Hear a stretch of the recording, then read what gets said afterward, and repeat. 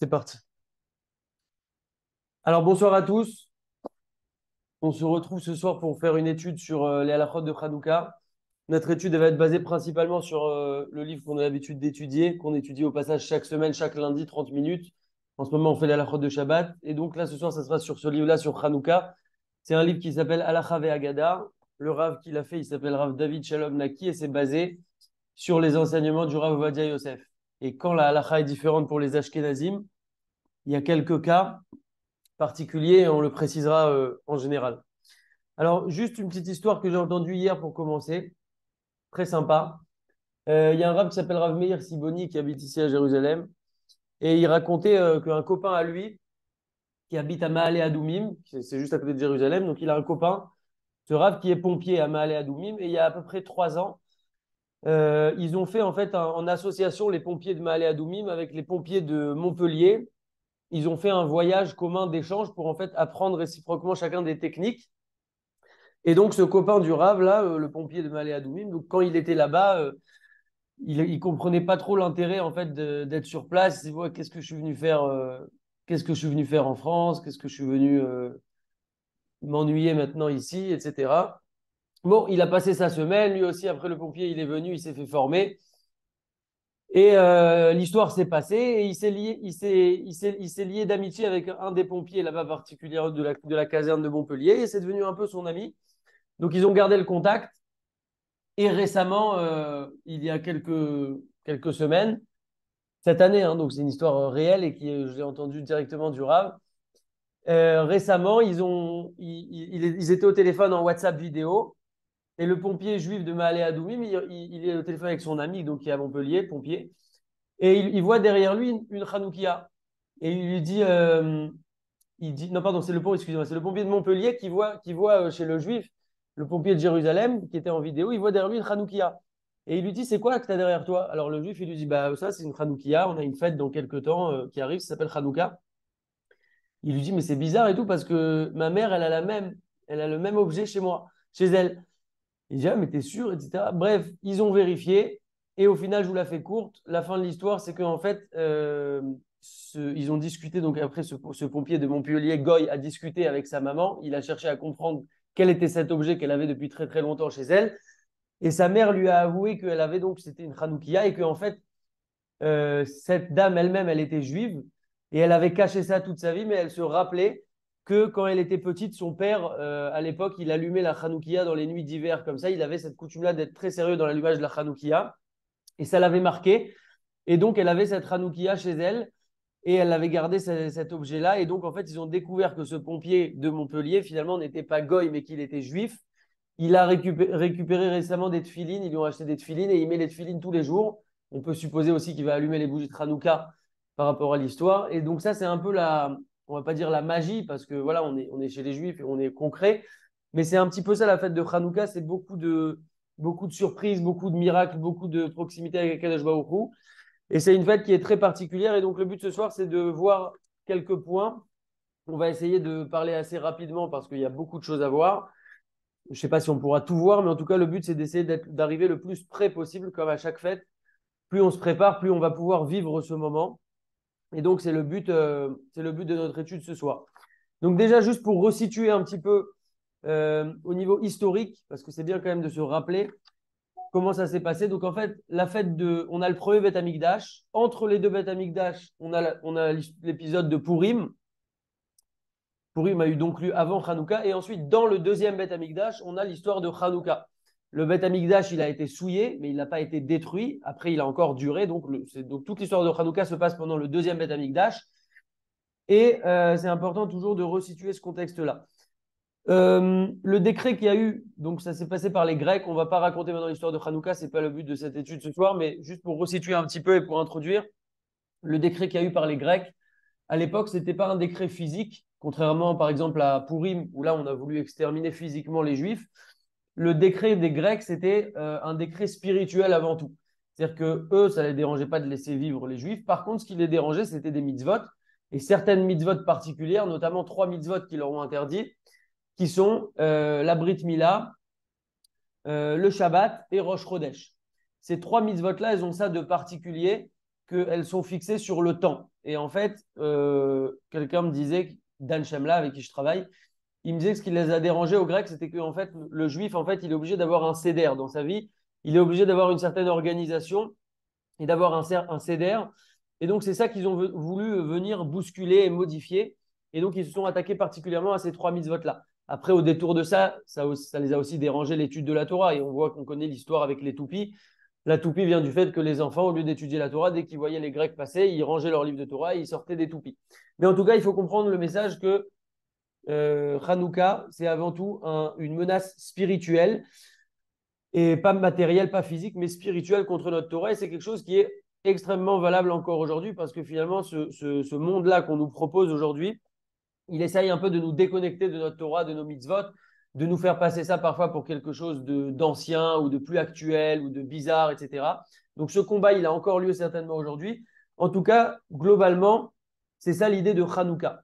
Le mot Hanouka lui-même, il vient de, si on découpe, c'est Hanouka. Donc Hanou, c'est se reposer. Ils se sont reposés Ka, Kaf, He. Donc ils se sont reposés le 25 du mois de Kislev, puisque la guerre était finie. Et à Hanouka, comme on le sait, on a donc eu deux miracles, puisque il y a les Maccabim, donc une petite poignée de personnes qui se sont soulevées, qui à un moment ont dit stop, on n'accepte plus ces décrets qui sont en train d'être mis en place dans notre peuple et qui vont amener à notre perte. Ils se sont soulevés, ils ont combattu. Donc le premier miracle, c'est la victoire de la guerre, puisque ce n'était pas du tout logique qu'ils puissent gagner au nombre auquel ils étaient. Et le deuxième miracle, c'est le miracle de la fiole d'huile, comme on le sait, c'est pour ça qu'on allume la Hanoukia. Donc ça, c'est pour introduire un petit peu vraiment quelques notions générales. Maintenant, on rentre dans la halacha. Mitzvah chaviva meod. La plupart du temps, je vais traduire directement, sinon on ne tiendra jamais le timing. Donc le Rambam nous dit que la mitzvah du Ner Hanouka, donc d'allumer la Hanoukia, c'est une mitzvah qui est chaviva i ad meod. C'est une mitzvah qui est très précieuse. C'est-à-dire que les aérbasés, il faut être vigilant dans ça, il faut faire attention à cette mitzvah-là. Et il faut aussi diffuser, informer les gens du miracle qu'on a eu, les miracles que Akadosh Baruch Hu nous a fait. C'est pour ça qu'on fait aussi le passage de Alanissim dans la Tfila, qui a le Hallel. On va en reparler par la suite. Et à tel point, c'est important que le Rabbi Yaakov Israël Kanievski, donc le stapler, le père de Rav Chaim Kanievski, qui est niftar il y a un peu plus d'un an, bientôt 2 ans, lui, il avait l'habitude de poser la Hanoukia depuis déjà le début du Chodesh Kislev, donc 25 jours avant, il posait la Hanoukia en place à côté de la fenêtre pour montrer son amour et son attachement à la mitzvah. Selon la stricte loi Minadin, on pourrait allumer une seule bougie, un seul nerf, mais on a un minag donc de faire la mitzvah behidour, c'est-à-dire en embellissant la mitzvah, et donc de rajouter chaque jour qui passe de Hanouka une bougie supplémentaire pour qu'on puisse encore plus diffuser le miracle. Et comme ça, on va augmenter jusqu'au 8e jour. Et donc, ces 8 jours, c'est en référence au miracle avec la fiole d'huile qu'il y a eu. Et encore une fois, le but de ce soir, c'est pas de raconter toute l'histoire, mais c'est plus de voir des points d'halakha pour vivre mieux la fête. Si on vit bien notre fête, on pourra mieux la ressentir et la percevoir et pas juste se contenter d'allumer les bougies, de faire un cadeau à droite, à gauche, et puis ça y est, la fête est finie et c'est dommage. Le but, c'est de connaître des choses et d'arriver le plus près possible. Au passage, s'il y a des gens qui ne me connaissent pas sur le Zoom, je m'appelle Shimon Marciano, je ne suis pas rabbin, je suis un simple juif qui essaye d'étudier un petit peu à droite à gauche. Et donc, voilà. Nerot Haïdour. Bechol Haïla, donc chaque jour, en fait, on a le nerf de l'obligation, donc la bougie d'obligation, parce qu'on a dit que Minadine, on a l'obligation d'allumer une bougie. Et tout le reste, c'est considéré comme des Nerot de Hidour, des flammes d'embellissement. Et donc, voilà. On a aussi l'habitude d'ajouter un air supplémentaire qui est le shamash. Et il y en a qui ont l'habitude d'allumer donc vraiment comme au même titre, mais il faut qu'il soit décalé ou qu'il soit un petit peu plus élevé. Donc le shamash, il y en a qui l'allument d'abord et qui se servent du shamash pour allumer les bougies. Il y en a qui allument d'abord les bougies et qui allument ensuite le shamash. En tout cas, il y a différents minagim par rapport à ça. Chez les Sfaradim, il est suffisant d'allumer une seule Hanoukia pour toute la famille et on acquitte par cela toute la famille, comme le dit le Rambam, que Aminag Pashut Bechol et Renus Farad, chez Yukol Anshe Abayit Madlikim Ner Echad Belayla Arishon, et donc que chaque jour, comme on a dit, on va rajouter des nérotes, mais une seule Hanoukia pour toute la famille, et c'est également comme ça que le Shulchan Aruch, pardon, va trancher. si maintenant il y a des membres de la famille qui ne se trouvent pas au moment de l'allumage, ce n'est pas bloquant dans l'absolu, et ils seront acquittés directement de l'allumage qui a lieu chez eux dans leur maison. Maintenant, on essaye quand même idéalement de regrouper tout le monde, puisque c'est une fête aussi où tout le monde est là et renforce la Emouna. C'est une fête où on prend beaucoup de force dans la Emouna. Donc, l'idéal, c'est quand même que tout le monde soit là. Concernant les Ashkenazim, les Ashkenazim, c'est qu'ils ont l'habitude chez Kol Echad Baït, Azecharim, Madlik, Nerot, Hanouka, Levado, Mevarer, que chaque membre de la famille homme, donc à partir de la bar mitzvah, va allumer sa propre Hanoukia et chacun allumera dans un endroit différent, une fenêtre différente par exemple, et comme ça multipliera le Pirsou Manes, la diffusion du miracle. On a un principe qui s'appelle Zekeli Ve'anveu. Zekeli Ve'anveu, c'est dans Azachir Moshe, qu'on dit tous les jours d'ailleurs dans la Tfila. Ce principe-là, si on traduit Zekeli Ve'anveu, ça veut dire c'est mon Dieu et je le glorifierai. Maintenant, comment explique Rachamim ce pasouk-là? Qu'est-ce qu'on en fait de ça? C'est mon Dieu et je le glorifierai. Les Rachamim nous enseignent que de cela, tu apprends que tu devras te faire une belle souka, prendre un beau loulav, avoir un beau chauffard, avoir des beaux tzitzit, un beau sefer Torah, etc. Et donc, on a aussi ça s'applique également pour la Hanoukia, d'avoir la plus belle Hanoukia possible. Donc, le but, c'est de chaque année upgrader un petit peu et de faire mieux chaque année. C'est toujours la même règle. Après, si la dépense pique un petit peu, c'est qu'on est dans le Hidour Mitzvah, je pense. Alors, le but, c'est pas de se ruiner ou de s'endetter, mais simplement d'essayer de faire toujours mieux pour toujours augmenter dans la Gdusha. Donc, il y en a qui peuvent acheter une Hanoukia en or, il y en a qui peuvent acheter une Hanoukia en argent. Une Hanoukia aujourd'hui en argent, j'ai entendu que ça serait l'idéal. En tout cas, d'avoir une belle Hanoukia, ça peut être en verre. En tout cas, chacun selon ses moyens et ses possibilités. Mais en tout cas, on a cette notion-là d'embellir les mitzvot, ne pas chercher à aller attraper la promotion, le moins cher, le truc, etc., etc. D'ailleurs, pour la petite histoire, on en parlera. Bon, ça, on en parlera après.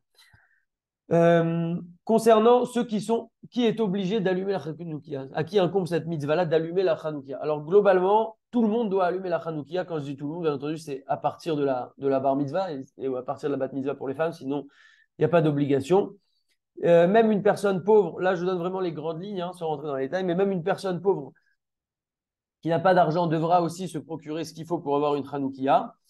Concernant des enfants, un enfant qui est arrivé en âge de chinour, en âge d'éducation, donc à partir de 5 ou 6 ans, en fonction de sa compréhension et de sa refifout, on pourra lui donner à allumer les nérodes de Hidour. Donc les nérodes de Hidour, c'est-à-dire qu'on a dit que chaque soir, par exemple le troisième soir, on a toujours la bougie du jour, donc ça c'est l'obligation minatine, donc ça il faut que ce soit absolument un adulte qui l'allume. Mais les autres nérodes qu'on allume, on peut les donner éventuellement à un enfant qui est arrivé en âge de chinour. Par contre, s'ils sont en dessous de cet âge de chinour-là, alors on ne leur donnera pas. On ne leur donnera pas à allumer. On pourra éventuellement leur donner, s'ils ont moins que cet âge-là de chinour, éventuellement à allumer le shamash, mais pas autre chose.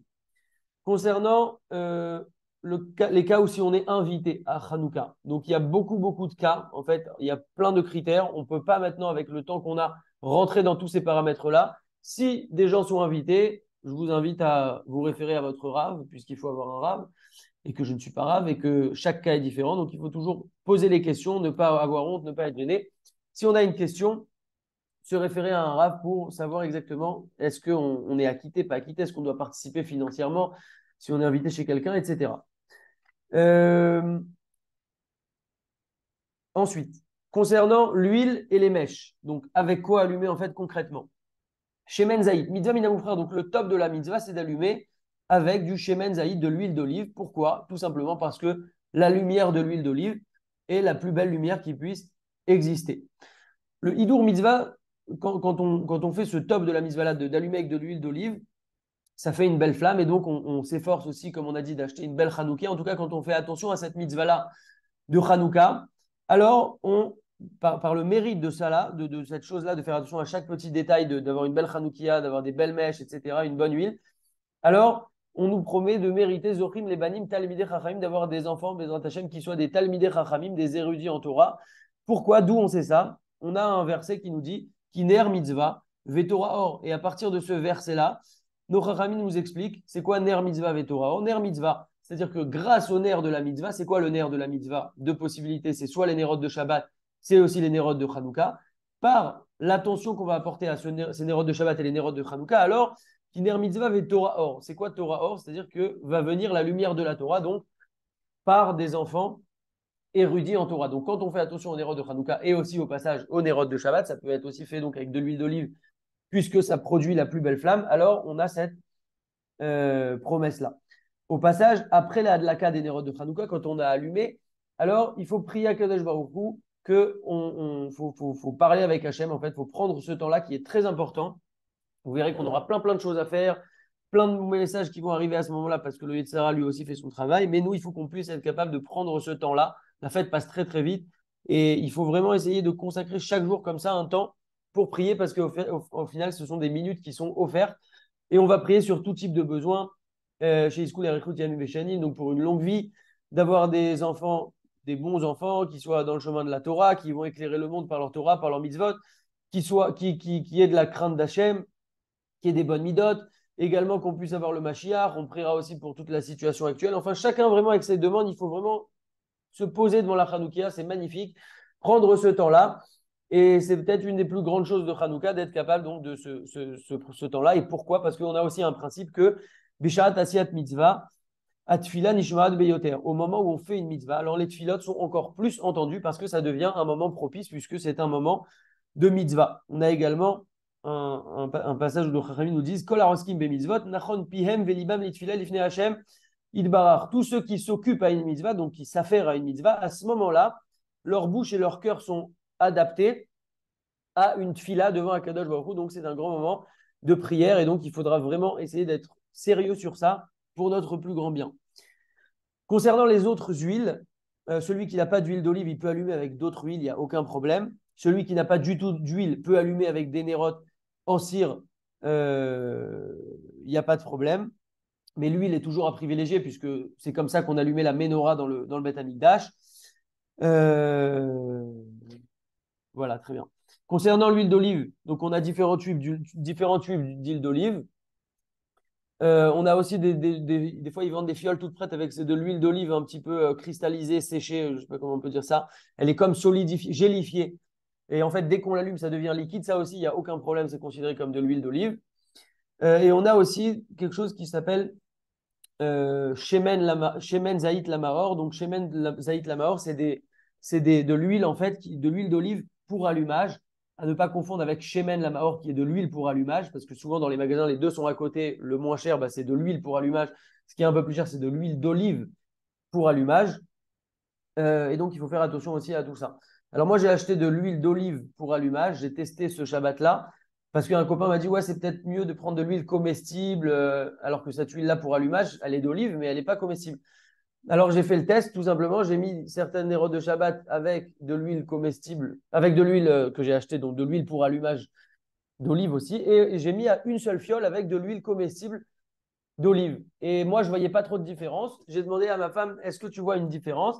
Et elle m'a dit, oui, celle-là, elle brûle mieux. Et la seule qu'elle m'a pointée, c'était l'huile d'olive comestible, donc je vais aller rendre mes huiles d'huile d'allumage et je vais prendre d'air de l'huile comestible puisque ça fait une plus belle flamme. Et aussi, au passage, après, on a remarqué que ça faisait des trucs un petit peu noirs comme de la suie. Donc, on essaye voilà, de faire le hidour de la mitzvah et d'acheter la meilleure huile puisque en général, on n'hésite pas à prendre l'huile Puget que vous connaissez en France pour nos salades, nos endives, etc. Donc, pour la Chanoukia, devant laquelle on va prier tant a fortiori. Concernant la quantité d'huile, Tsarir Shanot, il y a de l'écoute les Fachot Retzisha. Il faut que ça brûle au moins une demi-heure. Et ça, c'est très important. Et si maintenant on s'est trompé, qu'on a allumé dans des nérodes, des petites bougies où on n'a pas mis assez d'huile pour qu'il y ait une demi-heure de combustion, alors, même si après on vient rajouter de l'huile, c'est pas bon. Parce qu'il faut qu'au moment où on allume, les nérodes, tout soit configuré pour que ça tienne. Tant au niveau du vent, il ne faut pas qu'il y ait un vent qui puisse éteindre, tant au niveau de la quantité d'huile ou au niveau de la taille des bougies qu'on va mettre, il faut absolument que ça tienne. Et donc, dans un cas où on n'a pas fait ce qu'il fallait pour que ça tienne, alors, si ça s'est éteint, on va rallumer pour que ça tienne cette fois une demi-heure, mais on ne refera pas à nouveau la bracha. Une petite note ici, Nérod Sivonim, c'est les bougies en couleur. On connaît ces bougies-là qui sont très très fines. Il y a des rouges, il y a des blanches, il y a des jaunes, il y a des bleus.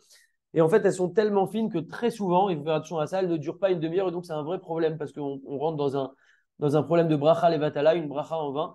Et donc, ça, c'est problématique. Donc, il faut faire attention à ça. Pourquoi? Parce qu'en fait, elles sont proches et elles sont tellement fines que l'une fait fondre l'autre. Et d'ailleurs, on voit très bien que des fois, il y en a une qui a complètement fondu, l'autre qui est comme ça. Donc, c'est un petit peu le balagan.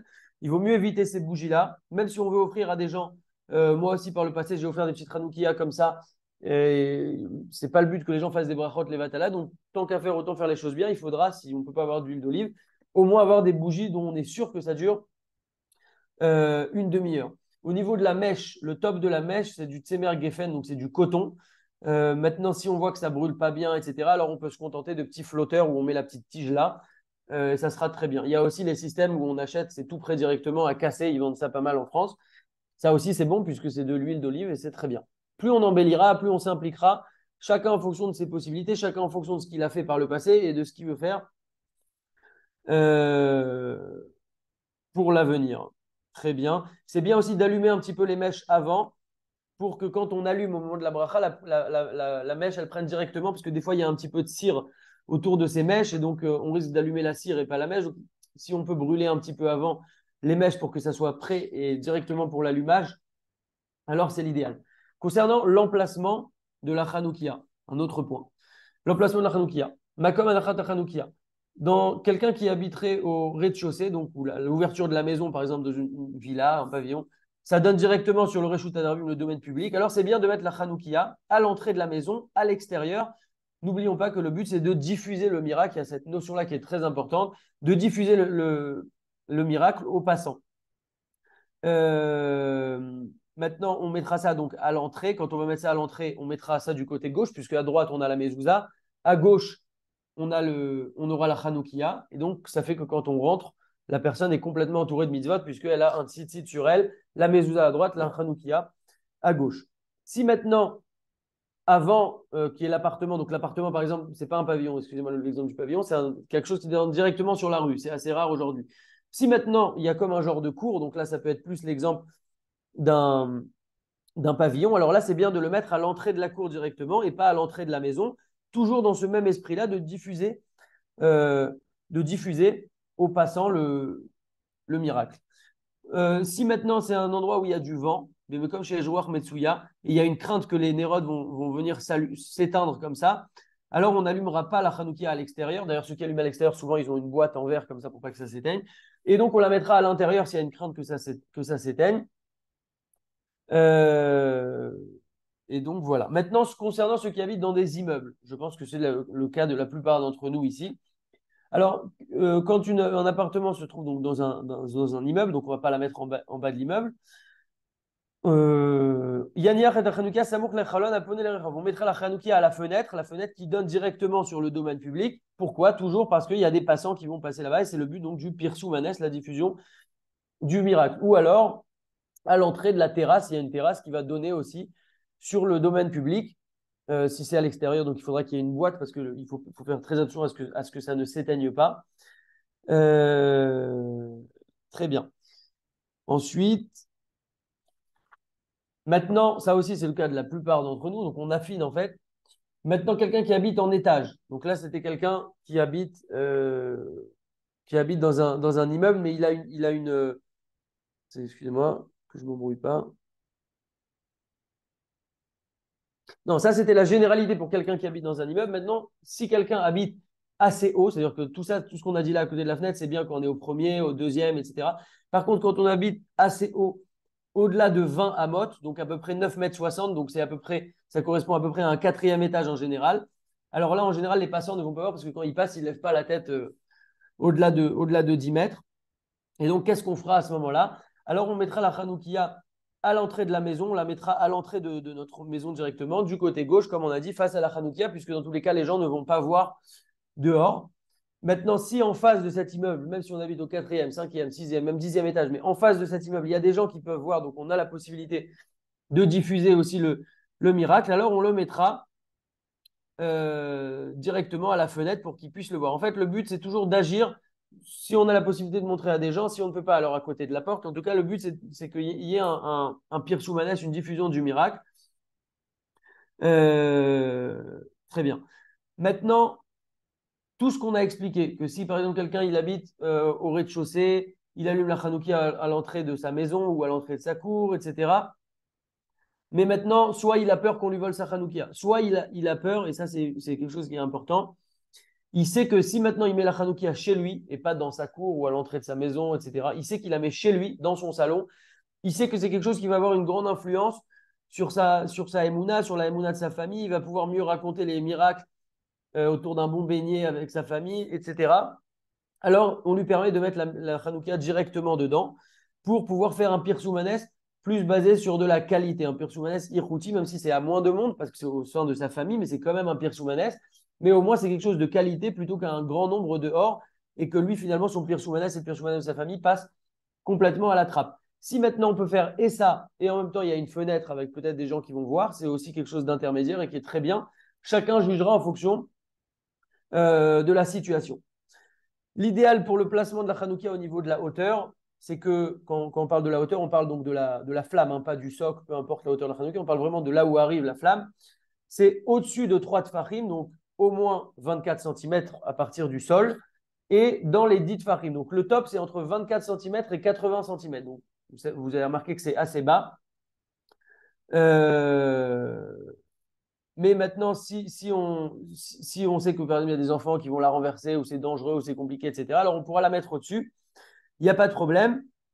Mais par contre, ça ne devra jamais être au-dessus pardon,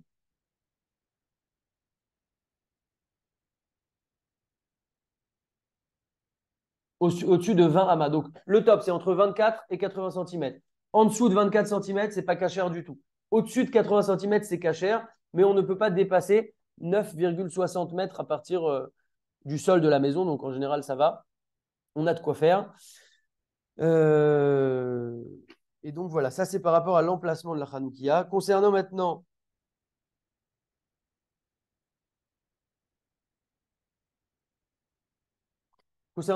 le temps de l'allumage, à quel moment on va allumer. Zmana Adlaka, Tset Akochavim. Donc, les Khatrila, a priori, donc, ce qu'on doit faire, c'est d'allumer les Nirot de Hanouka directement au début de la nuit. Le début de la nuit, c'est quoi? C'est Tset Akochavim, c'est la sortie des étoiles et pas avant. Comme l'écrit le Shulchan Arour, on n'allume pas la Hanoukia avant qu'il y ait la sortie des étoiles, etc. Et donc, l'idéal, ce n'est ni de devancer ce temps, ni de reculer ce temps. Et c'est comme ça qu'on fait euh, chez les Sfaradim. Concernant les Ashkenazim, il y en a qui ont l'habitude, comme les Sfaradim, d'allumer à la sortie des étoiles. Et il y en a qui ont l'habitude chez les Ashkenazim d'allumer à partir de la Shkia Tachama, à partir du coucher du soleil. Par contre, ces Ashkenazim ces Ashkenazim qui allument à partir du coucher du soleil, il faudra toujours faire attention qu'il y ait toujours un temps de minimum de 30 minutes à partir de la sortie des étoiles. Euh, Très bien. Jusqu'à quand on peut allumer? On peut allumer toute la nuit. Celui qui n'a pas allumé, donc l'idéal, c'est donc dans la première demi-heure à partir de la tombée de la nuit, ça c'est les khatrila. Si maintenant il a passé ce temps-là, alors il pourra allumer toute la nuit tant que Hamoud Hashachar n'est pas arrivé. Hamoud Hashachar, donc Alot Hashachar, c'est l'aube. Tant que l'aube n'est pas arrivée, il pourra allumer. Mais vous avez compris que l'idéal, c'est d'allumer directement dès qu'il fait nuit. Très bien. Euh,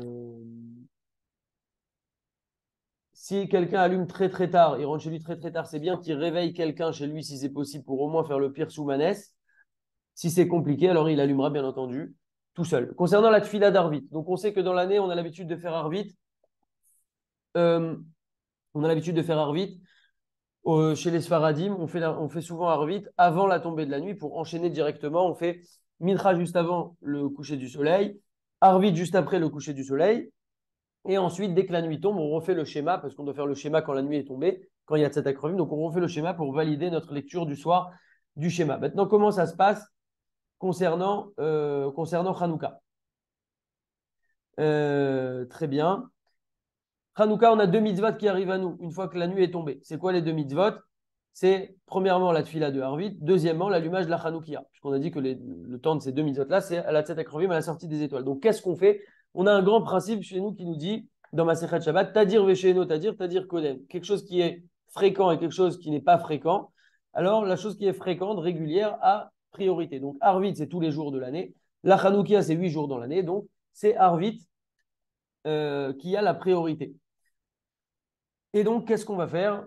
on va en fait devancer Arvit, donc on va faire Arvit plus tôt, donc avant la sortie des étoiles, de manière à ce que dès qu'on finit Arvit, on rentre chez soi directement. Dès qu'on arrive chez soi, en général, bah, ça y est, Tset Akochavim sera arrivé, la sortie des étoiles sera arrivée. On fera le schéma. D'abord, le schéma, pourquoi? Bah, pareil, parce que le schéma, c'est une mitzvah qui est tous les jours de l'année, même 2 fois par jour, matin et soir, alors que la Hanoukia, c'est 8 jours de l'année. Donc, d'abord, on fera le schéma pour valider notre schéma, parce que quand on l'a lu, il ne faisait pas encore nuit. Donc, on fait le schéma.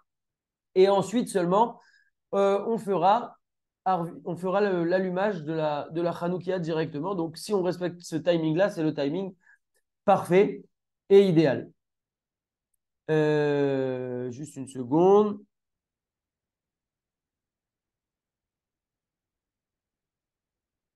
Donc, le schéma avant, on a dit, ça c'est très bien. Zrizi Magdimi la mitzvah. Donc, on a un principe que les gens empressés se dépêchent de faire les mitzvot, en fait. Donc, il faut toujours ne pas repousser une mitzvah parce qu'on peut l'oublier, on peut passer à côté, on peut ne plus avoir l'occasion de la faire, etc. En tout cas, il y a une notion de s'empresser. Et donc, même si ça nécessite des changements techniques, de devoir rentrer plus tôt, quitte à devoir ressortir après, c'est quelque chose qui a une très, très grande valeur. Euh, Juste une seconde.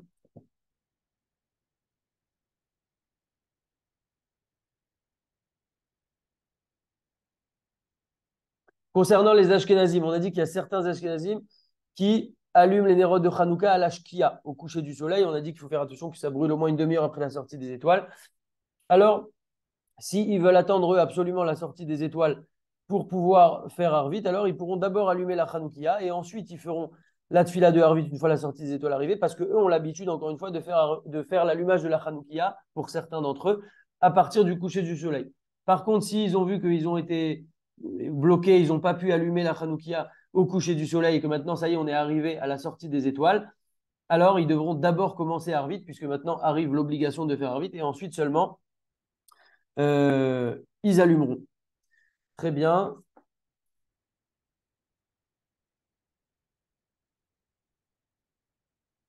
Concernant le fait de qu'est-ce qu'on peut faire dès lors que le moment de l'allumage de la Hanoukia arrive. On ne pourra pas commencer à manger du pain ou un gâteau pour une quantité supérieure de mésonotes dans une quantité supérieure à 54 grammes à partir de la demi-heure avant le Zman de la Hadlaka. Donc une demi-heure avant la sortie des étoiles, on ne peut plus faire quelque chose de fixe, donc manger du pain ou manger une quantité de 54 grammes et plus de gâteau tant qu'on n'a pas allumé la Hanoukia. Pourquoi? De peur qu'on se prolonge dans notre repas et qu'on oublie d'allumer la Hanoukia au moment voulu. Par contre, les autres choses à manger, comme des fruits, du poisson, tout ce qu'on veut en fait qui n'est pas du gâteau dans cette quantité ou du pain, on pourra le manger, il n'y a pas de problème. Si maintenant quelqu'un a déjà commencé à manger,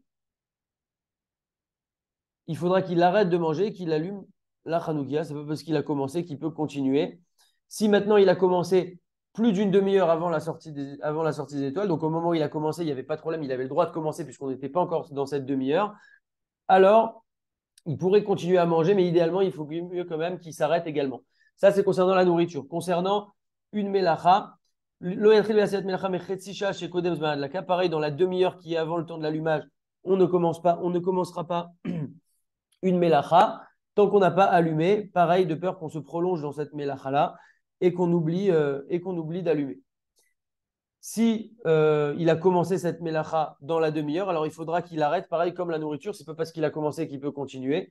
Maintenant, pareil, s'il a commencé plus d'une demi-heure avant la sortie des étoiles, donc il a commencé alors que ça lui était permis, selon la stricte loi, il pourrait continuer, mais c'est quand même bien qu'il s'arrête. Donc vous voyez en fait toutes ces notions-là qui nous rappellent que c'est vraiment important d'allumer au bon timing.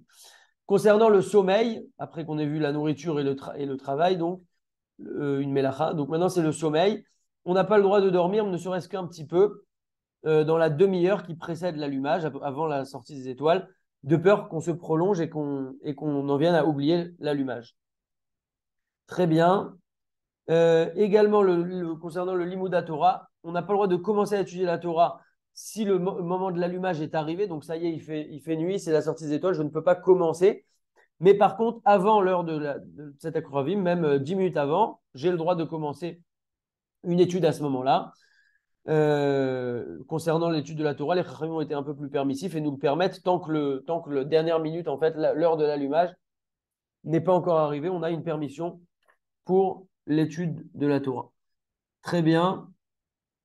Concernant tous ces interdits dont on a parlé, les interdits par rapport au manger, une mélacha, dormir, etc., ça n'incombe que le Baal Habayit, en fait. Pas le Baal Habayit, celui qui va allumer, celui qui est censé allumer dans la maison. Par contre, les autres membres de la famille, eux, n'ont pas cette obligation, puisque on n'a pas crainte qu'ils vont s'oublier, puisque ce n'est pas eux qui sont censés allumer. Par contre, c'est les Ashkénazim où on a dit que chacun a l'habitude d'allumer une Hanoukia pour lui. Euh,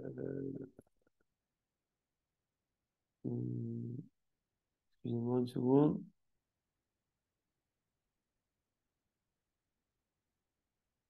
Alors, non, bah, eux, comme tous ceux qui allument, en fait toutes ces interdictions-là, c'est vraiment concernant les gens qui allument. Donc, si chez les Ashkénazim, il y a plusieurs personnes qui allument, donc ça tombera sur toutes ces personnes-là qui ont cette responsabilité. Très bien. Concernant les femmes, Nashim bemelachat be'at adlaka. Les femmes ont l'habitude de ne pas faire de melacha dans la demi-heure à partir de l'allumage. Donc là, on a déjà allumé la Hanoukia cette fois. On a l'habitude que les femmes ne font pas de melacha. Pourquoi? Parce que par le fait qu'elles ne fassent pas de melacha, alors elles sont disponibles pour pouvoir méditer, réfléchir au miracle qu'il y a eu avec que Akadosh Baruch Hu nous a fait, etc. Et qu'on ne se détache pas maintenant avec des travaux de la maison.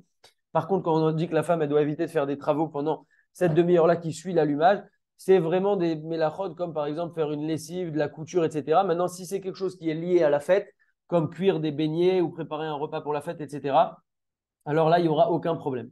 Concernant maintenant le seder d'Adlaka, donc l'ordre de l'allumage, donc on a 3 brachot le premier soir, les autres soirs, on en aura 2. La première, c'est Baruch Ata Hashem Elokeinu melech haolam asher kideshanu b'mitzvotav vetzivanu le'adlik ner Chanukah. La deuxième, c'est Baruch Ata Hashem Elokeinu melech haolam she'asa nisim la'avotenu bayamim ha'em bazeman hazeh. Et la troisième, c'est Baruch Ata Hashem Elokeinu melech haolam shechianu vekiyemanu ve'egianu lazeman hazeh. Le shechianu, on ne l'aura que le premier soir, la première fois où on allume. Donc d'abord, on fait les brachot, toutes les brachot, donc 3 le premier soir, 2 pour les autres soirs, et ensuite seulement, on va venir allumer. Celui qui a acheté une nouvelle Hanoukia, c'est bien qu'au moment de Shechianu, le premier soir, donc en l'occurrence c'est le premier soir qu'on la fera, alors c'est bien que quand on fait Shechianu, on pense aussi à la joie qu'on a donc dans l'achat de cette nouvelle Hanoukia. Très bien. Juste une seconde, on continue.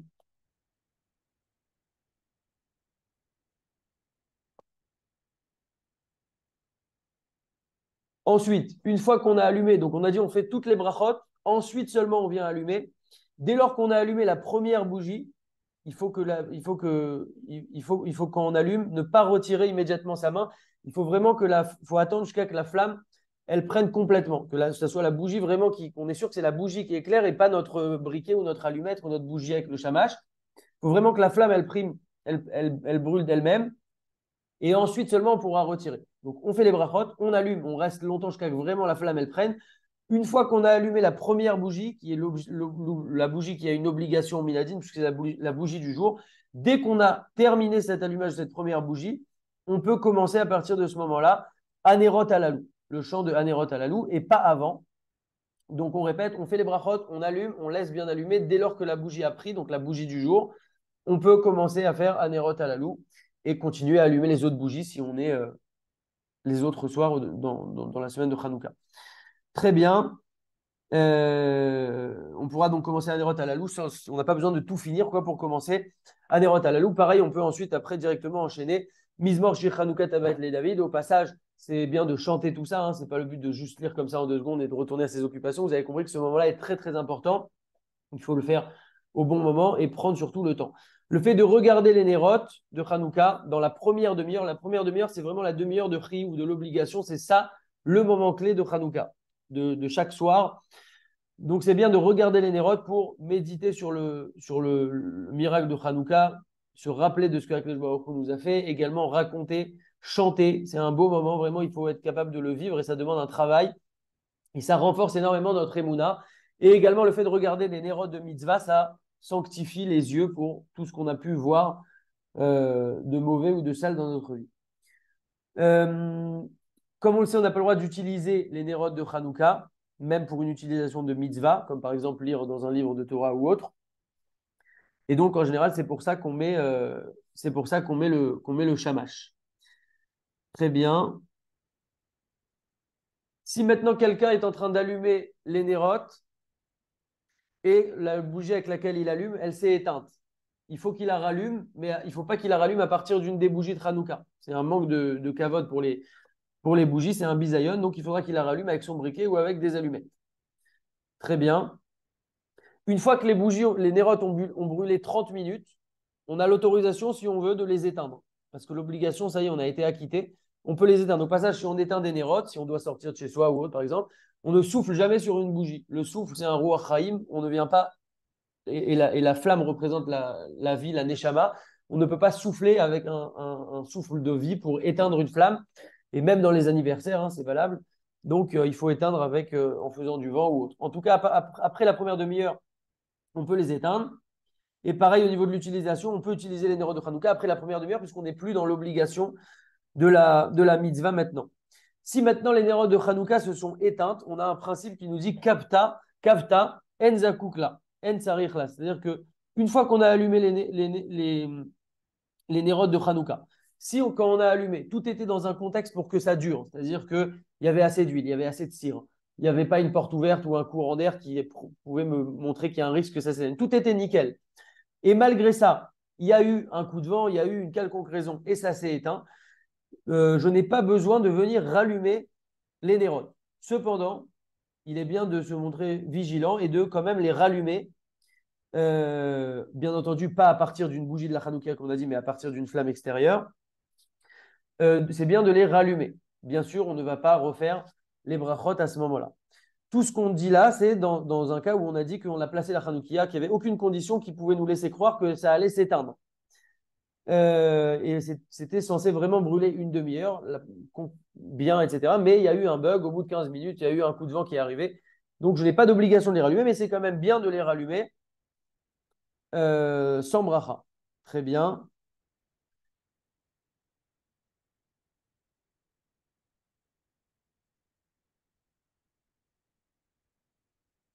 Si maintenant, depuis le début, il n'y avait pas les conditions pour que ça dure, par exemple, il a mis dans un endroit où il y avait du vent, euh, et donc ça s'est éteint, mais là on accuse la personne, on dit oui, bah, c'est de ta faute, là du coup, tu es dans la première demi-heure, ça n'a pas brûlé une demi-heure, ça s'est éteint et c'était prévisible, donc c'est de ta faute, et donc on a l'obligation cette fois de rallumer, là c'est plus un hidour, c'est une obligation, et également on ne refera pas la bracha.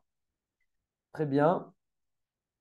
Erev Shabbat, la veille de Shabbat, quand c'est Hanouka, comment ça se passe très rapidement?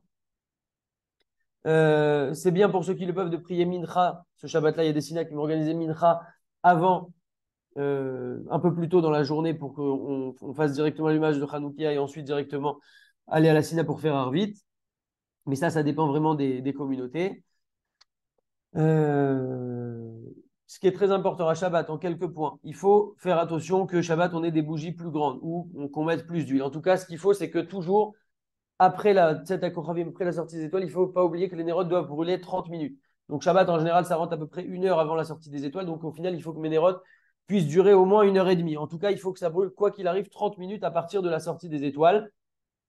Il faut faire aussi très attention à ça pour ceux qui allument avec des bougies. Très bien. Euh... Be'erev Shabbat. Nachon ali kodem nerot Hanouka. Donc d'abord, on allumera les nérodes de Hanouka. Et ensuite, on allumera les nérodes de Shabbat. Ça, c'est par rapport à Shabbat. Donc d'abord Hanouka, ensuite les nérodes de Shabbat. Une seconde.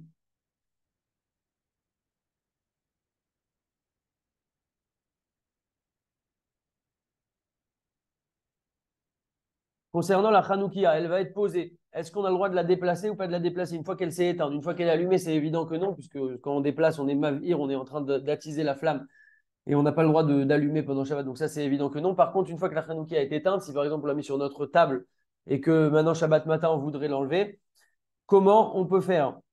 il faut faire un tnaï, une condition. Et tout ce que je dis là, c'est également valable pour un bougeoir de Shabbat, pour les nérodes de Shabbat. D'ailleurs, ce tnaï, il peut se faire une seule fois par an, pour les nérodes de Shabbat, par exemple, de dire, bon, j'ai l'intention, une fois que ces nérodes vont s'éteindre, puisque c'est du feu, je sais très bien que quand il n'y aura plus d'huile, ça va s'éteindre. Une fois que ça va s'éteindre, j'ai l'intention de déplacer le bougeoir ou j'ai l'intention de déplacer ma chanoukia.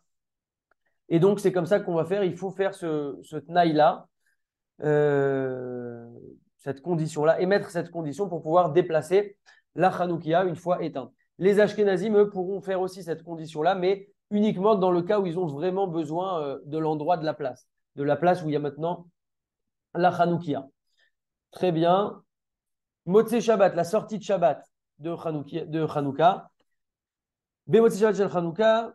Donc, à la maison, on va faire d'abord la Havdalah et ensuite, on va allumer la Chanoukia. Par contre, à la synagogue, on va d'abord allumer les nérodes de Chanouka et ensuite, on fera la Havdalah si c'est une sina où on fait la Havdalah. Donc, pour répéter, on fait d'abord, avant Shabbat, la Chanoukia, l'allumage des bougies de Shabbat. Donc d'abord Hanoukia, ensuite les bougies de Shabbat. À la sortie de Shabbat à la maison, on fait d'abord la Havdalah et ensuite on fait l'allumage de la Hanoukia. Très bien. On a aussi l'habitude, de manière générale, pas lié à Shabbat, on a l'habitude d'allumer dans les synagogues pour diffuser le miracle. On a l'habitude aussi d'allumer dans les synagogues pour diffuser le miracle le plus possible, etc. Sans rentrer dans les détails. Donc, à la synagogue, en général, comment ça se passe quand c'est qu'on allume? On allume entre Mincha et Arvit. Donc, comme on a dit, le timing est très rythmé à Hanouka. Donc, on va faire d'abord Mincha. À la Sina, on va allumer entre Mincha et Arvit. Et ensuite, on va faire Arvit. Et ensuite, comme on a dit, en général, ce qui va se passer, c'est qu'on fait Arvit alors qu'il fait encore jour. Ensuite, on rentre chez soi. Ensuite, la nuit est tombée. Ensuite, on fait le schéma. Et ensuite, on allumera la Hanoukia. Mais la Hanoukia de la synagogue, elle sera allumée entre Mincha et Arvit. Euh... Pourquoi? Parce que pour diffuser le miracle. Parce que si on allumait la Hanoukia dans la synagogue après Arvit, alors les gens s'en vont très vite en général et il n'y aurait pas cette diffusion du miracle. Donc c'est pour ça que, entre guillemets, pour bloquer les gens qui sont encore là, on le fait entre Mincha et Arvit. On a un tout petit peu dépassé le timing, mais on a presque fini. J'essaye de faire vraiment l'essentiel, hein, même si tout est important. Mais voilà, c'est pour essayer de balayer globalement. Après, bien entendu, chacun est invité à creuser. Euh, on n'est pas allumé, on n'est pas acquitté par l'allumage de la synagogue parce qu'il y a marqué Ner, Ish ou Beto et donc chaque personne devrait allumer dans sa maison, même si on a assisté à un allumage à la synagogue. Très bien.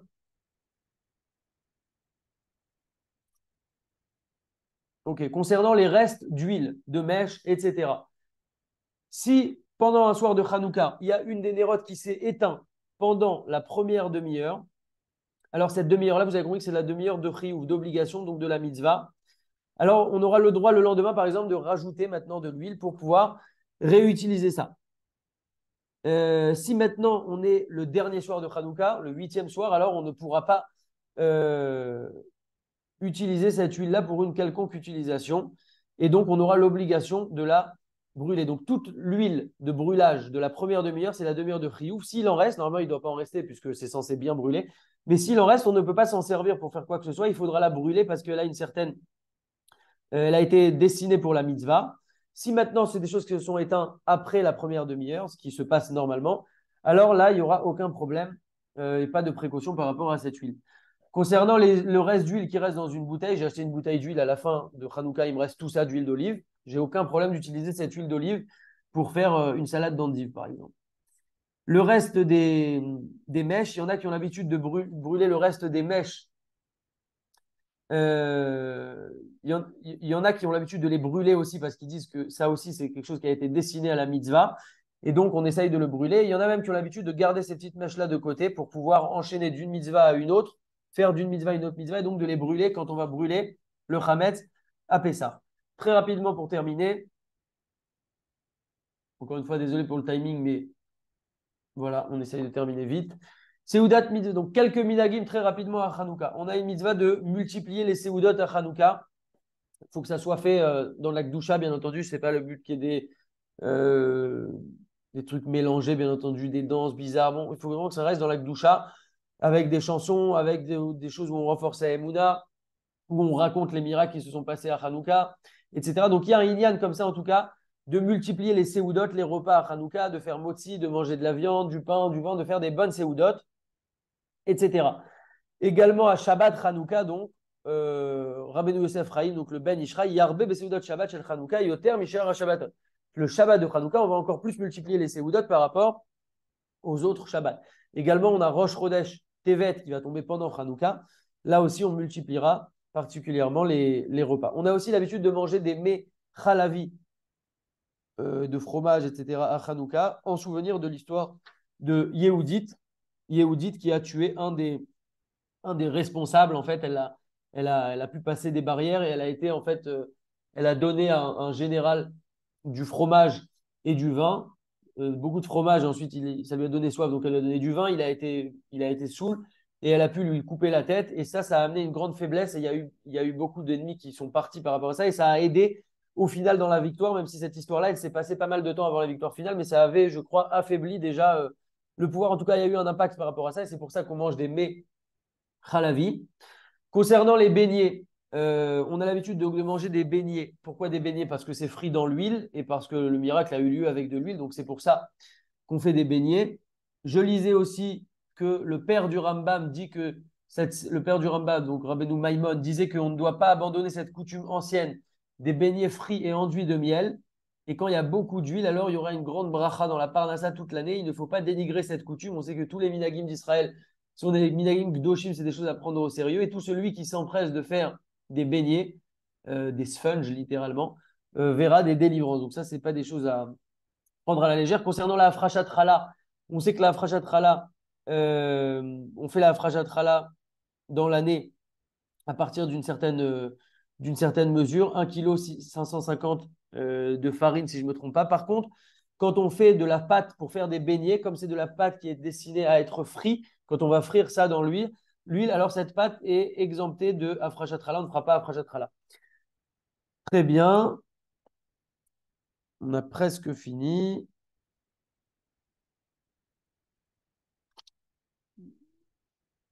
Dme Hanouka, donc l'argent de Hanouka, Hanouka Geld pour les Ashkénazes. On a l'habitude donc de multiplier la tzedaka aux pauvres à Hanouka et particulièrement aux enfants des pauvres. Après, il y a aussi un minag, enfin, c'est pas un minag, on a l'habitude d'offrir des cadeaux. Je ne sais pas du tout sur quoi c'est fondé. Je crois que c'est pas fondé d'ailleurs, mais en tout cas, voilà. Euh, il faut faire attention si on donne de l'argent à des enfants qu'ils n'en fassent pas n'importe quoi. Bon, ça c'est logique. Très bien, très bien, très bien. Alanissim, pour terminer, on a l'habitude donc dans les tfilotes de Hanouka de rajouter dans la Hamida, dans la bracha de Modim Anachnoular. Donc Modim Anachnoular, on vient remercier Akadosh Baruch Hu sur toutes les bontés qu'il nous fait. C'est tous les jours Modim. Et si vous avez remarqué, le Alanissim, c'est à la suite du Modim parce que aussi on vient remercier à la fin de Modim, on vient remercier aussi Alanissim sur les miracles, voilà pour Khan, etc., etc. Et là, on remercie sur les miracles de Hanouka. Très bien. Si on s'est trompé dans Alanissim, si on s'est trompé dans Alanissim, très rapidement, désolé, hein, s'il y en a qui doivent partir, je comprends, mais voilà, on essaye de finir. Tenez bon, au moins on a fait une boucle plus ou moins complète. Donc, Alanissim.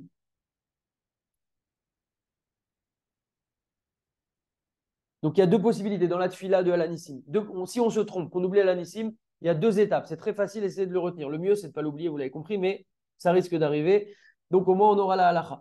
Si on s'en rappelle quand on a dit, donc il y a la bracha qui arrive après Modim, donc c'est Baruch Ata Hashem, Atov Shimcha Chanel et Odot. Donc, il y a deux possibilités. Soit on a juste dit Baruch Ata, mais on n'a pas encore dit Hashem, Atov Shimcha Chanel et Odot. Alors, on revient à Modim directement et on continue normal en disant à la fin de Modim, Alanissim, etc., etc. Maintenant, si on a déjà dit Baruch Ata Hashem, puisqu'on a déjà dit le nom de Dieu dans la bracha, on termine la bracha, on termine la Hamida.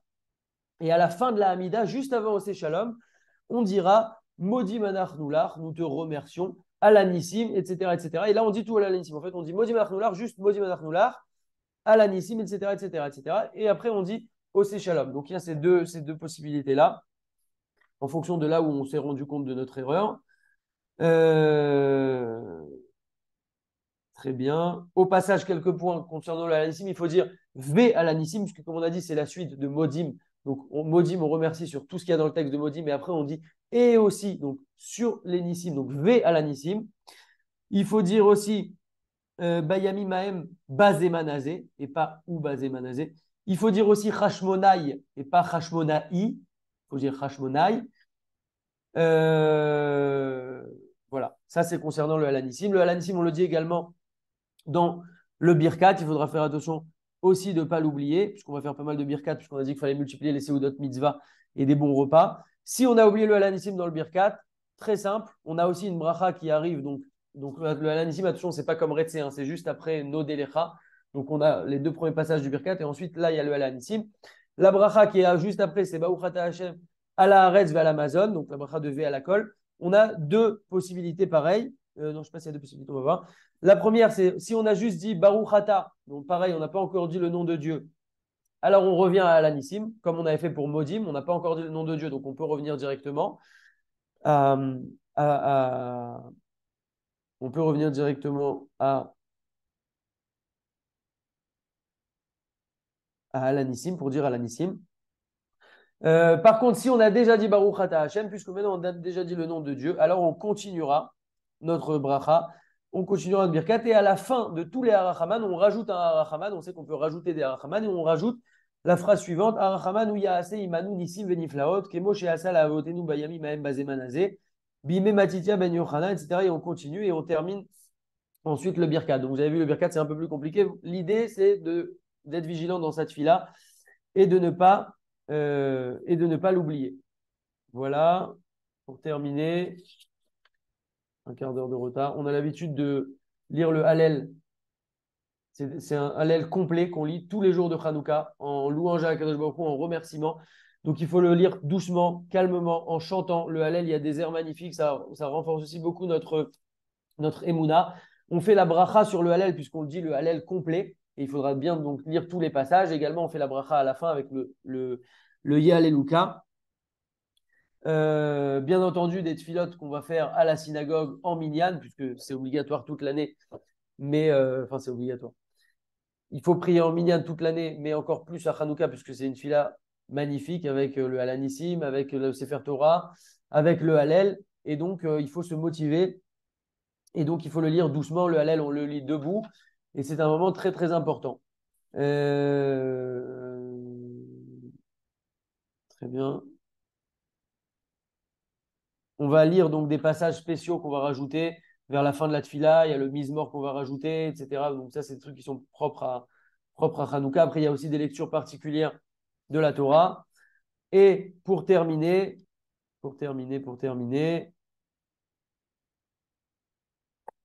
voilà, pour terminer, quelques mots de conclusion. Chazak à tous déjà, désolé pour le retard. Euh, il faut savoir que le Rav dont je vous ai parlé au début, le Rav Meir Siboni, il a raconté quelque chose qu'il y a une marloquette en fait dans la Gemara. Est-ce que c'est la Adlaka qui fait la mitzvah ou est-ce que c'est la Anacha, le fait de poser la Chanoukia simplement qui fait la mitzvah ou est-ce que c'est la Adlaka, l'allumage qui fait la mitzvah? Et dans la Gemara, dans la Maseret Shabbat, c'est tranché que c'est la Adlaka qui fait la mitzvah et pas simplement le fait de la poser. Qu'est-ce qu'on apprend de ça? Une des choses qu'on peut apprendre, il disait il y a deux types de personnes dans la vie. Il y a un type de personnes, des gens qui sont posés, des gens qui sont tranquilles, c'est-à-dire que tout est en route, c'est un train, ça fonce, ça fait ce qu'il faut, mais voilà, ça roule tranquille tout seul. C'est une routine, il n'y a pas d'effort, il n'y a pas de travail, même si ça peut super bien marcher, mais voilà, tout roule. Et il y a d'autres personnes qui sont en mode plus, euh, qui tombent, qui se relèvent. En fait, qu'il faut tout le temps rallumer, se raviver, se remotiver. On a un petit moment de déprime, d'angoisse, de questionnement, on est moins motivé, on voulait faire, on n'a pas réussi, on est tombé, etc. Et donc, ça, c'est le Kedushat Alevi, je crois que c'est le Rabbi Levi Yitzhak de Berditchev qui ramène ça. Et donc, parmi ces deux types de juifs, qu'est-ce que préfère Akadosh Baruch Hu? Rabbi Levi Yitzhak de Berditchev se base sur cette marloquette dans la Gemara pour dire, voilà, Hachem, qu'est-ce qu'il préfère? Hachem, il préfère pas les gens qui sont posés, même si tout peut rouler. Hachem, il préfère les gens qui sont en mouvement, les gens qui ont besoin comme ça constamment de se raviver, de se rallumer. Et donc, c'est ça que Akadosh Baruch Hu, il préfère. Et donc, c'est un moment Hanouka où on vient se rallumer aussi au-delà des nérotes qu'on vient allumer. C'est un moment où on vient se raviver notre flamme parce que notre flamme, elle est là. Il faut juste qu'on travaille et on a tous du travail à faire et on est tous là pour travailler. Et Rabbi Levi Yitzhak de Berditchev, il dit que, je vous lis là ce qui est marqué, il dit que le moment de Hanouka, c'est un moment propice pour toutes les délivrances. euh, des délivrances qu'on a pu attendre même de très nombreuses années. Et chaque jour de Hanouka, il a une force particulière et il est adapté à un certain type de délivrance. Je vous les passe en très très rapide. Ceux qui les veulent après, je vous envoie en photo la feuille. Elle est en hébreu. Euh, le premier jour, vous pouvez noter si vous voulez ou enregistrer avec votre téléphone. Le premier jour, il est apte aux tfilotes sur si quelqu'un se sent un petit peu seul ou si quelqu'un se sent un petit peu déprimé ou se sent triste. Alors le premier jour est propice pour prier pour cela. Le deuxième jour, à chaque fois particulièrement, on a dit au moment de l'allumage, la première demi-heure, c'est le top. On regarde les nérotes et on prie à Kadosh Baruch Hu. Le deuxième jour, il est adapté à prier pour un shidurim, donc pour quelqu'un qui est célibataire ou simplement pour les célibataires qu'on connaît, pour prier pour eux, et également pour le shalom bayit. Le troisième jour, il est propice pour prier pour les enfants, pour avoir des bons enfants, des enfants joyeux, qui soient en bonne santé et qui ont une longue vie. Le quatrième jour, il est en référence aux quatre Imaot, donc les quatre matriarches, Sarah, Rivka, Rachel et Léa, et il est apte au tfilot pour avoir du ishuvada, donc d'être posé, d'avoir un esprit posé, et pour prier pour de la tsniout, de la pudeur dans notre maison. Le cinquième jour, il est comme les 5 livres de la Torah, et donc c'est bien de prier à ce moment-là pour que nous, nos enfants, nos parents, nos connaissances, tous les gens puissent devenir des Talmidei Chachamim, puissent progresser en Torah, et donc ça sera particulièrement apte à prier pour cela. Et celui qui n'a pas d'enfant priera aussi particulièrement ce jour-là, ce cinquième jour. Également, le cinquième jour, c'est le jour à partir duquel la majorité des nérodes de Hanouka sont allumées, puisque maintenant il y en a 5, donc on est à la majorité sur 8. Et donc, c'est bien pour prier pour plus de lumière, plus de délivrance dans notre vie, et que cette lumière, elle soit dévoilée. Le sixième jour, c'est un jour qui est adapté à la simcha, pour prier sur la simcha. Et on priera pour que aussi on puisse accomplir les mitzvahs avec les mitzvot avec de la simcha. Parce que c'est pas le tout de faire les mitzvot, il faut aussi travailler beaucoup. Et on a beaucoup de travail là-dedans, d'avoir de la mitzvah, de la simcha quand on fait une mitzvah, de savoir qu'on sert le Boré Olam à Kadosh Baruch Hu. Le septième jour, il est adapté sur les tfilotes pour pouvoir vivre Shabbat avec de la simcha et avec des chansons et avec des paroles de Torah. Le Shabbat qui est la source de toute la bracha. Donc de mieux vivre son Shabbat le septième jour. Priez pour ça. Le huitième jour, c'est un jour adapté pour demander pour que des gens puissent avoir des enfants. Pour avoir des enfants, en fait, c'est un jour qui est propice à ça. Le jour 8, au passage, c'est le jour qui s'appelle Zot Hanouka. Il ne faut pas passer à côté de ça. Il y aura Blineder, un petit audio aussi sur ça. C'est Zot Hanouka, c'est un des jours les plus puissants de l'année. C'est le huitième jour de Hanouka. Le huitième jour, 8, c'est au-delà de 7. 7, c'est la nature. Donc 8, on est au-delà de la nature. On peut demander des très, très grandes choses. Ce jour-là, il ne faudra pas se rater aussi au niveau des tfilotes. Enfin, pour terminer, donc ça, c'est par rapport aux différents jours. Le Kedushat Alevi, il nous dit que si on prévoit de commencer quelque chose dans cette période-là, c'est bien de le commencer d'Afka pendant Hanouka. Il y aura une bracha particulière si on commence une nouvelle chose, cachère, hein, pas une escroquerie, bien entendu, pendant Hanouka. Et un autre point, le Khatam Sofer, il nous dit que quand on pleure devant la Hanoukia, devant les Nérotes, alors on peut être sûr que les tfilotes vont être acceptés. Si on arrive à un niveau où on va pleurer quand on va faire notre tfilote devant la Hanoukia. Donc voilà, vous l'avez compris, Hanouka, c'est une fête extraordinaire, qu'on puisse la vivre au mieux. Le cours, il a été enregistré normalement, il sera en ligne. Si il y en a qui veulent le réécouter ou le partager à des gens, je vous l'enverrai, vous pouvez me le demander, Blénéder. Et voilà, il y a encore des petites choses à voir par-ci et là, mais c'était le but de faire un petit tour comme ça. Je réactive les micros, qu'on puisse vivre une merveilleuse fête de Hanouka. Prenons bien, bien, bien le temps de prier. Oui, Gad, tu es allongé, mais il faudra prendre le temps de prier.